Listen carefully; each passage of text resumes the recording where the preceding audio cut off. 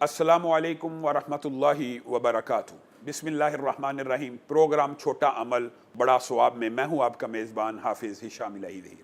معزز سامعین گرامی قدر، انفاق فی سبیل اللہ کی ایک ڈائمنشن جو کل ہم نے آپ کے سامنے رکھی تھی وہ یہ تھی کہ اس کی ابتدا اپنے رشتہ داروں سے ہونی چاہیے۔ اسی ضمن میں رسول اللہ صلی اللہ علیہ وسلم کی وہ مشہور وصیت ہمیں نہیں بھولنی چاہیے جو انہوں نے اپنے صحابہ کو کی تھی۔ کیا وصیت کی؟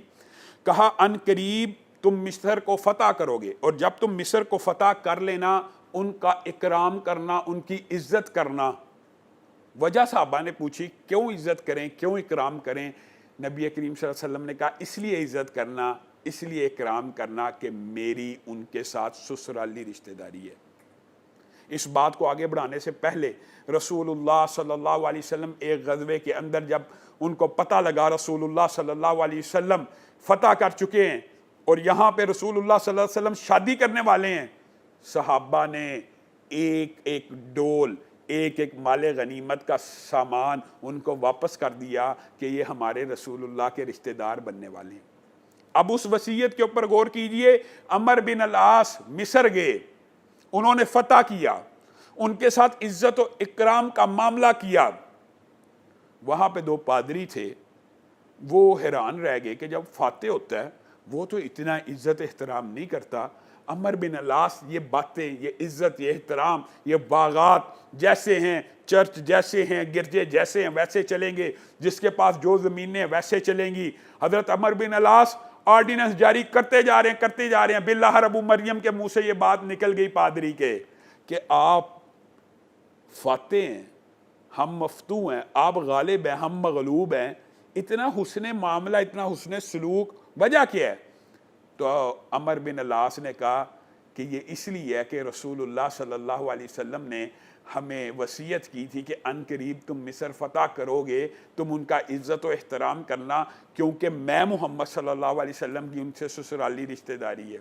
اب آپ بتائیے، یہاں پہ رکیے، غور کیجئے، ہم اپنے سگے ساس سسر بھی ہوں ان کا کتنا اکرام کرتے ہیں، ان کو صدقے کے اندر، اللہ معاف کرے، زکوٰۃ بھی اگر جن کو لگتی ہے دینی چاہیے، لیکن بالعموم حسن معاملے میں ہمارا طرز عمل کیا ہے؟ رسول اللہ صلی اللہ علیہ وسلم کہہ رہے ہیں میرے سسرالی رشتہ دار ہیں۔ کون سی سسرالی رشتہ داری ہے؟ محدثین نے باب بندے ہیں۔ ایک سسرالی رشتہ داری یہ ہو سکتی ہے کہ امی ہاجرہ قربان جائے، حضرت ابراہیم کے نکاح میں آئیں تو رسول اللہ صلی اللہ علیہ وسلم امی ہاجرہ کی مصر کے ساتھ جو نسبت ہے اس کو اپنا سسرالی رشتہ بتا رہے ہیں۔ اور بعض محدثین نے کہا یہ رشتہ بھی ہو سکتا ہے، اور دوسرا رشتہ یہ بھی ہو سکتا ہے جناب ماریہ قبطیہ رسول اللہ صلی اللہ علیہ وسلم کی عقد میں آئیں تو یہ سسرالی رشتہ داری بھی ہو سکتی ہے۔ آپ ذرا اس بات کے اوپر غور کریں، ہزاروں سال قبل کی رشتہ داری کا نبی کریم اس طرح اکرام کر رہے ہیں۔ ابو مریم کی آنکھوں سے آنسو جاری ہو گئے۔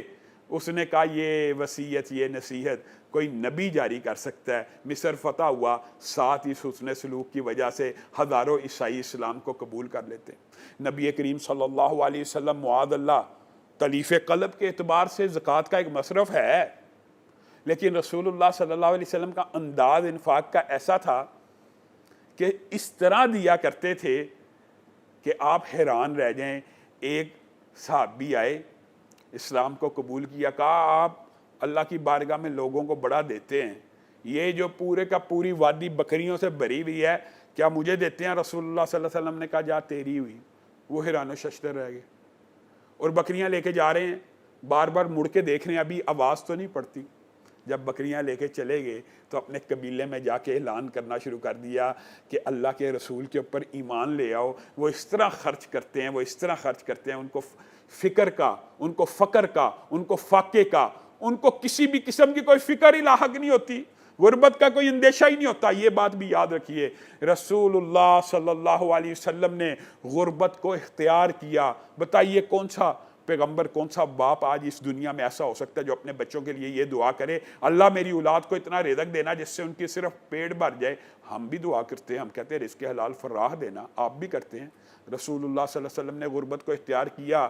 ایک وقت آیا نبی کریم صلی اللہ علیہ وسلم نے صرف 2 مینڈے ذبح بھی کیے ہیں، لیکن ایک وقت ایسا بھی آیا علی کو حکم دیا کل جائیداد ہے، کل جائیداد 100 اونٹ خریدو، نبی کریم صلی اللہ علیہ وسلم ایسی تبلیغ کرنے والے نہیں ہیں میرے آپ کی طرح کہ جو کام کا اس کے اوپر خود عمل نہیں کیا. اگر انفاق فی سبیل اللہ کا درس دے رہے ہیں، اگر قربانی کے فضائل بیان کر رہے ہیں، اگر یہ حدیث بیان کر رہے ہیں کہ ایک جانور قربان کر دینے سے جتنے اس کے بال ہیں اس سے زیادہ نیکیاں، چھوٹا عمل بڑا ثواب ملتا ہے، تو خود 100 اونٹ کل جائیداد اللہ کی بارگاہ میں خرچ کرتے ہیں. ایک وقت مال تھا، 100 کے 100 اونٹ خریدے، اللہ کی بارگاہ میں قربان کر دیے.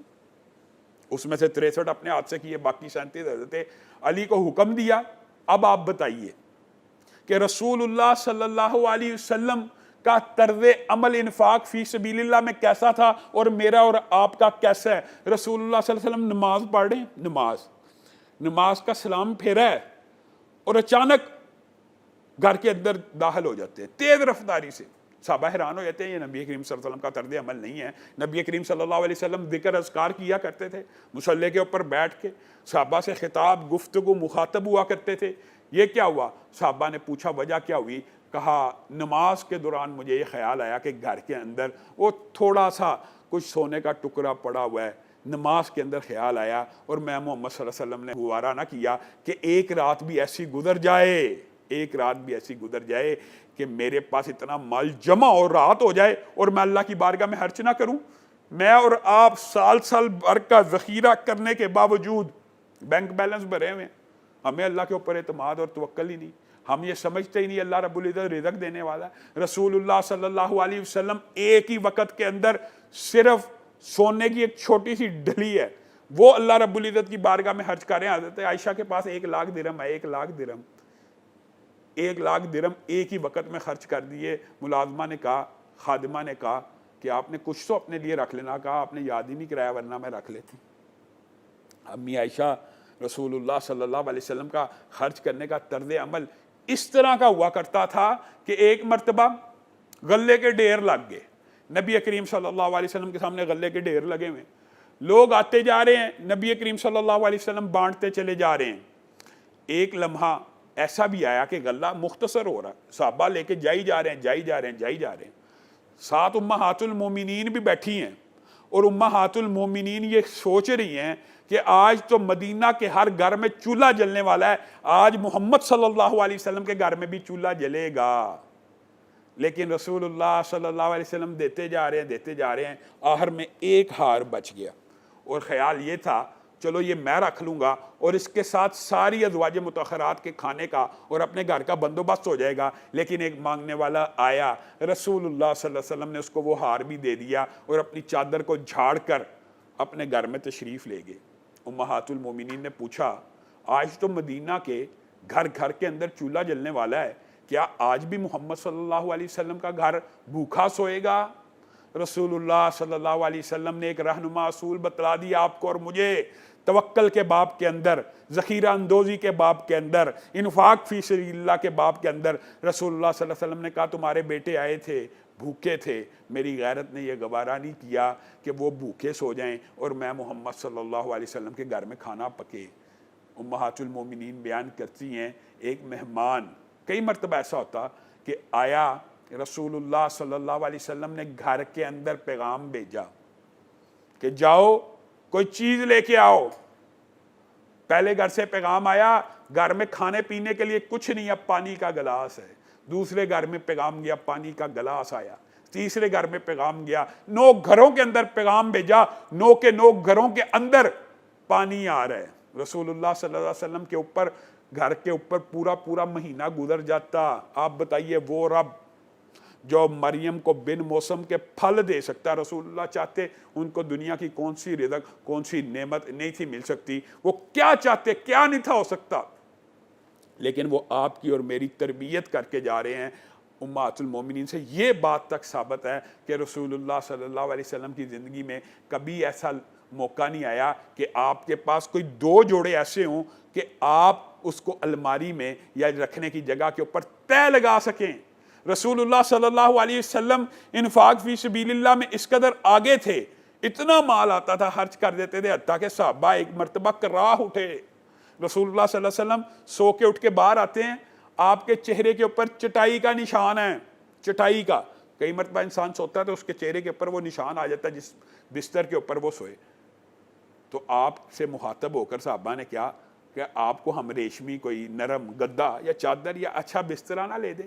رسول اللہ صلی اللہ علیہ وسلم غصے میں آ گئے، کہا میں محمد صلی اللہ علیہ وسلم کی مثال اس دنیا میں ایک مسافر کے سی ہے، میں یہاں پہ آرزوؤں اور تمناؤں کے محل نہیں بنانا چاہتا، میں مسافر ہوں، مسافر کو جتنا سامان چاہیے سفر گزارنے کے لیے وہ میرے پاس وافر موجود ہے، مجھے اچھے بستر کی ضرورت نہیں ہے۔ یہ رسول اللہ صلی اللہ علیہ وسلم کا پیغام ہے آپ کو، مجھے، پوری امت کو۔ امی عائشہ کو کیا کہا؟ گھر میں کچھ باقی ہے؟ وہ جو گوشت آیا تھا، کہا ہاں ایک ران باقی ہے، ایک دستی باقی ہے۔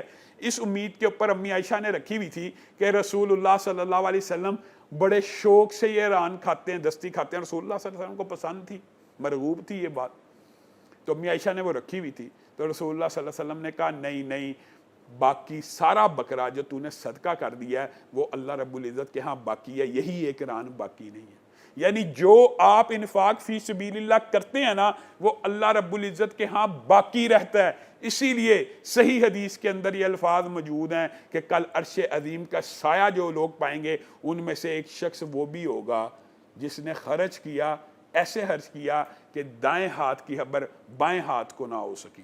لیکن یہ بات بھی یاد رکھیے، انفاق فی سبیل اللہ کے اندر یہ بات موجود ہے کہ انفاق فی سبیل اللہ واحد ایسی نیکی ہے، اور نیکیاں ذکر کے حوالے سے یہ بات ملتی ہے، محدثین نے رکھی ہے، لیکن یہ ان نیکیوں کے اندر ہے جن کو خفیہ کرنے کے ساتھ ساتھ اعلانیہ کرنے کی بھی اجازت ہے۔ اعلانیہ کرنے کے اندر کیا حکمت پوشیدہ ہے؟ اعلانیہ کرنے کے اندر حکمت یہ پوشیدہ ہے کہ جب انسان اعلانیہ انفاق کرتا ہے تو دیگر لوگ اس سے متاثر ہوتے ہیں اور ان کے اندر بھی صدقے کی رغبت پیدا ہو جاتی ہے۔ معزز سامعین گرامی قدر، یہاں پہ لیتے ہیں ہم ایک چھوٹا سا وقفہ۔ ویلکم بیک، پروگرام میں ایک مرتبہ پھر خوش آمدید۔ معزز سامعین گرامی قدر، نبی کریم صلی اللہ علیہ وسلم نے کہا کہ صدقہ کل قیامت کے دن انسان کے اوپر سایہ کرے گا۔ صرف ایک یہ حدیث ہی کافی ہے انسان کی ہدایت کے لیے، جس دن سورج سوا نیزے پہ ہوگا ہر بندہ اپنے پسینے میں غرق ہو رہا ہے۔ پہلی حدیث، اس 7 خوش نصیبوں میں بھی وہ بندہ شامل ہے جو صدقہ ایسے کرے کہ ایک ہاتھ کو دوسرے ہاتھ کا پتہ نہ لگے، اس کو بھی عرش کا سایہ مل گیا۔ اور دوسرا، وہ بندہ، ہر بندہ اپنے ہی صدقے کے سائے میں ہوگا جس وقت سورج سوا نیزے کے اوپر ہوگا۔ اس وقت سب سے زیادہ بندہ مومن کو بھی، مسلم کو بھی جس چیز کی حاجت اور طلب ہوگی نا وہ صدقہ ہوگا۔ اسی لیے نبی کریم صلی اللہ علیہ وسلم نے کہا صدقہ اللہ کے غصے کو بھی ٹھنڈا کرتا ہے، صدقہ سایہ بھی ہے، صدقہ قبر کے اندر بھی ساتھ دیتا ہے۔ جس طرح سورۃ ملک کے بارے میں حدیث ہے نا کہ سورہ ملک قبر کے اندر مرغی کے پروں کی طرح، جیسے مرغی اپنے چوزوں کو گھیرتی ہے ویسے سورہ ملک قبر کے اندر داخل ہونے والے کو گھیر لیتی ہے جو بندہ ہر رات پڑھتا ہے۔ اسی طرح صدقہ بھی قبر کے اندر جب کوئی عذاب بندے کی طرف بڑھنے لگتا ہے تو صدقہ اس مردے کو گھیر لیتا ہے کہ اللہ، اس نے جس وقت اس کو بھی مال کی طلب تھی، اس کو بھی مال کی ضرورت تھی، اس نے تیری بارگاہ میں خرچ کیا، اس کو محفوظ رکھیے۔ آپ اس عمل کی فضیلت اور اہمیت کا اندازہ صرف اس ایک حدیث سے کر سکتے ہیں۔ آپ نے حدیث سنی ہوگی کہ نماز پڑھنے کے دوران فلاں قسم کا شیطان آتا ہے، چلتے وقت فلاں قسم کا اللہ رب العزت کے بارے میں وسوسہ ڈالتا ہے، مختلف اعمال کرتے ہوئے روزے کے دوران وہ والا۔ آپ نے مختلف اعمال نیکی کے دوران سنا ہوگا کہ فلاں قسم کا شیطان انسان کے دل میں وسوسہ ڈالتا ہے تاکہ اس کی وہ جو عبادت اور نیکی کر رہا ہے اس کو خراب کر سکے۔ ایک حدیث عمل چھوٹا اور اجر ثواب بڑے کو واضح کر دیتی ہے۔ صدقہ ایک شیطان نہیں، 2 شیطان نہیں، 3 شیطان نہیں، جب کوئی انسان صرف 1 درہم یعنی 1 روپیہ اپنی جیب سے نکالتا ہے اللہ کے راستے پہ خرچ کرنے کے لیے تو 70 سرکش شیاطین اس کے راستے میں رکاوٹ ڈالنے کے لیے آ جاتے ہیں۔ ایک شیطان وسوسہ نہیں ڈال رہا، اللہ کے بارے میں مغالطہ ایک ڈال رہا ہے، نماز کے اندر مغالطہ ایک ڈال رہا ہے، مختلف نیکیوں کے اندر مغالطہ ایک ڈال رہا ہے۔ جب تو اللہ کی بارگاہ میں 1 روپیہ خرچ کرنے لگا ہے 70 شیاطین تیرے ارد گرد گھیرا ڈال کے کھڑے ہو گئے ہیں، کیونکہ انہیں علم ہے کہ اس کا اللہ کے ہاں مقام و مرتبہ کیا ہے. وہ تیرے کان میں وسوسہ ڈالیں گے, تو نے تو بچے کی فیس دینی ہے, تیرا تو گھر کا بل آنے والا ہے, تو نے تو اپنے بیوی بچوں کا پیٹ پالنا ہے. مختلف قسم کے ایسے وسوسے وہمیں ڈالیں گے کہ انسان روپیہ بھی خرچ نہ کر سکے. اور جب انسان ان سارے وسوسوں کو نظر انداز کر کے 1 درہم خرچ کر لیتا ہے, 1 روپیہ اللہ کی بارگاہ میں خرچ کر لیتا ہے, تو نبی کریم صلی اللہ علیہ وسلم نے فرمایا 70 شیاطین کے جبڑوں کو توڑ ڈالتا ہے. سرکش شیاطین کے. آپ خود بتائیے یہ کتنا بڑا اجر و ثواب کا کام ہے کہ 70 شیاطین کے جبڑے ٹوٹ جاتے ہیں. میں آپ کے سامنے ایک زمانہ قدیم کے حوالے سے روایت رکھنا چاہتا ہوں. نبی کریم صلی اللہ علیہ وسلم نے فرمایا ایک عابد ہوا کرتا تھا, اس نے 70 سال عبادت کی. بعض روایات میں 60 برس کا ذکر موجود ہے, یعنی ایک لمبا عرصہ عبادت کی.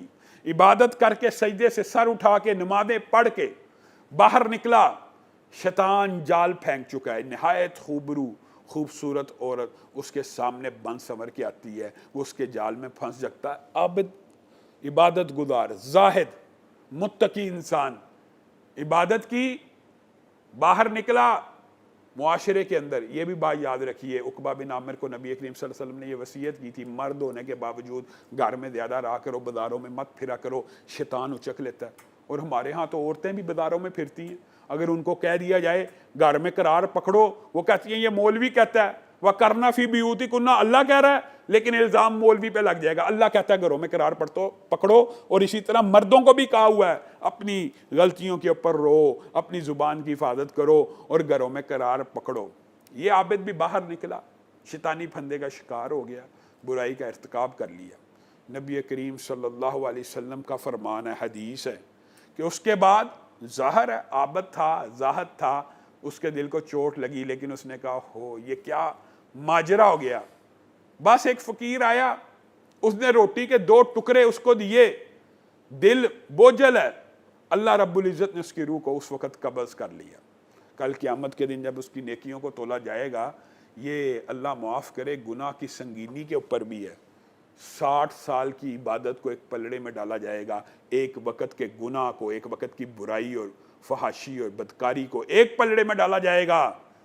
یہ فحاشی اور بدکاری کا پلڑا بھاری ہو جائے گا, برائی کا پلڑا بھاری ہو جائے گا. 60 سال کی عبادت کو ہڑپ کر جاتا ہے, ایک وقت کی برائی 60 سال کی عبادت کھا جاتی ہے. وہ بندہ پریشان ہو جائے گا, تو اچانک اس کا وہ عمل سامنے لایا جائے گا جو اس نے روٹی کے 2 ٹکڑے اللہ کے ایک بندے کو دیے تھے. وہ روٹی کے 2 ٹکڑے نیکی کے پلڑے میں ڈال دیے جائیں گے, اس کا نیکیوں کا پلڑا بھاری ہو جائے گا. معزز سامعین گرامی قدر, اس سے مطلب یہ نہیں ہے کہ بندہ برائی کرتا رہے, 7 لوگوں کو کھلاتا رہے. عابد زاہد تھا, دل پہ چوٹ لگ چکی ہوئی تھی, توبہ کا نادم تھا, شرمندہ تھا, لیکن عمل اس نے اس کے بعد صرف ایک کیا تھا, روٹی کا 1 ٹکڑا. آپ کے ذہن میں وہ حدیث نہیں آ رہی؟ نبی کریم صلی اللہ علیہ وسلم نے ایک بندے کے بارے میں بھی ہے اور ایک طوائفہ کے بارے میں بھی ہے کہ ایک بندے نے دیکھا ایک کتا کنویں کے کنارے کھڑا ہے, زبان لٹک رہی ہے, پیاس لگی ہوئی ہے. یہ انفاق فی سبیل اللہ کا سب سے آپ معمولی سمجھ لیں, لیکن اجر اور رتبہ اس سے ثابت ہوتا ہے کتنا زیادہ ہے. کتے کو صرف پانی پلایا, اس فحشہ عورت کو بھی, اس بندے کو بھی اللہ تعالیٰ اس عمل کی وجہ ہے جنت میں داخل کر دیں گے. جو اللہ کی مخلوقات جانوروں کو پانی پلانے سے اللہ بندے کے گناہ معاف کرتے ہیں, تو جو انسانوں کو پانی پلاتا ہو, جو انسانوں کے لیے فلٹر پلانٹ کا ارینج کرے, جو انسانوں کے لیے کولر لگوائے, جو انسانوں کے لیے کنویں کھدوائے. نبی کریم صلی اللہ علیہ وسلم نے کہا تھا صدقہ جاریہ, عمل بندہ مر بھی جائے کچھ عمل جاری رہتے ہیں, ان میں سے ایک عمل یہ بھی ہے کہ انسان نیکی کا کوئی ایسا کام کر جائے کہ اس کے اوپر پیچھے سے عمل ہوتا رہے. نیک اولاد صدقہ جاریہ, علمی کتابیں, طالب علم صدقہ جاریہ. کوئی بندہ مسجد بنا جاتا ہے, جب تک مسجد قائم ہے, من بنا للہ مسجد, جو بندہ اللہ کے لیے مسجد بناتا ہے, بنا اللہ لہ بیتا فی الجنہ, اللہ تعالیٰ اس کے لیے جنت میں گھر بناتا ہے. اور یہ حدیث پوری مسجد کے بنانے کے اوپر نہیں ہے, یہ بات بھی یاد رکھیے. جو بندہ انڈے برابر, یہ حدیث بھی ملتی ہے کہ مسجد کا کام کرتا ہے, انڈے کے برابر مسجد کی جگہ کا حصے دار ہے نا, اتنے پیسے دیے ہیں کہ انڈے کی برابر جگہ, اس کو بھی اللہ تعالیٰ کل قیامت کے دن جنت میں ڈال دے گا. یہ صدقہ جاری ہے. ان اعمال سے ہم غافل ہیں, یہ نبی کریم صلی اللہ علیہ وسلم مجھے اور آپ کو تربیت دے رہے ہیں، ٹریننگ دے رہے ہیں، اور نبی کریم صلی اللہ علیہ وسلم کے صحابہ نے انفاق فی سبیل اللہ کی اہمیت کو سمجھا، میں نے آپ نے نہیں سمجھا۔ اس کی مثال آپ دیکھ لیجئے، جیسے اسرا کے اندر نبی کریم صلی اللہ علیہ وسلم نے جب کہا کہ اسلام آج کمزور ہے، غریب ہے، اس کو تمہارے مالوں کی ضرورت ہے، حضرت عمر بڑا آج خوش تھے کہ آج میں ایسا انفاق کروں گا۔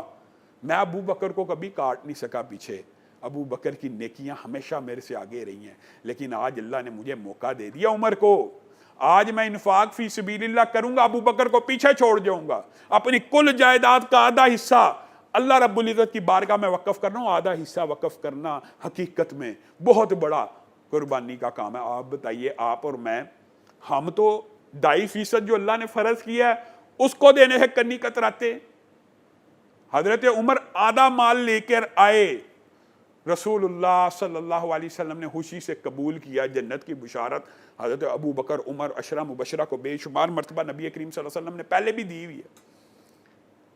اب حضرت عمر انتظار کر رہے ہیں حضرت ابو بکر کا۔ حضرت ابو بکر تشریف لائے، رسول اللہ صلی اللہ علیہ وسلم نے کہا کیا لے کے آئے ہو؟ کہا ہے اللہ کے رسول، جو کل جائیداد تھی، جو کل سامان تھا، جو کل سرمایہ حیات تھا، آپ کی بارگاہ میں پیش کر رہا ہوں۔ حضرت عمر نے اس دن کہا تھا، اللہ کی قسم یہ وہ دن تھا جس کے بعد میں نے کبھی ابو بکر سے مسابقت کرنے کی، مقابلہ کرنے کی کوشش نہیں کی۔ اور یاد رکھیے، یہ حدیث بھی صحیح ہے کہ انسان جن چیزوں کے اوپر رشک کر سکتا ہے نا، ایک اس چیز کے اوپر کہ اللہ تعالیٰ نے کسی کو کتاب دی ہوگی، یعنی قرآن پاک، وہ اس کو کثرت سے پڑھتا ہے، اس کے اوپر رشک کرنا جائز ہے۔ یہ رشک سے مراد حسد نہیں ہے، یعنی انسان خواہش کر سکتا ہے اللہ میں بھی اس طرح قرآن پڑھوں۔ اور ایک وہ بندہ جس کو اللہ رب العزت نے اپنی جناب میں سے پیسہ دیا ہے، وہ سرم و علانیہ، خفیہ طریقے سے بھی خرچ کرتا ہے جس کی لوگوں کو خبر نہیں، اور اعلانیہ بھی خرچ کر رہا ہے، اس کے اوپر بھی میرا آپ کا رشک کرنا جائز ہے کہ اللہ تعالیٰ ہمیں بھی اتنا مال دے کہ ہم بھی تیری بارگاہ میں خرچ کریں۔